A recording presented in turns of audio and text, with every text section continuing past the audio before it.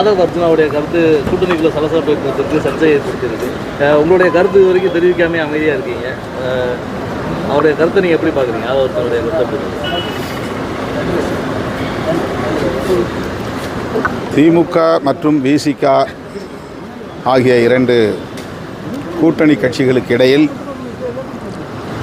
எந்த சலசலப்பும் இல்லை,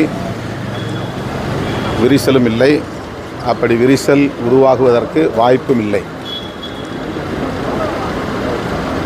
என்னுடைய ஊடக பக்கத்தில் பதிவான ஒரு சின்ன வீடியோ ஆட்சியிலும் பங்கு அதிகாரத்திலும் பங்கு என்ற கருத்தை விவாதத்திற்கு பலரும் எடுத்துக்கொண்டார்கள். அந்த விவாதம் மேலும் மேலும் விவாதங்களுக்கு இடமளித்து விட்டது.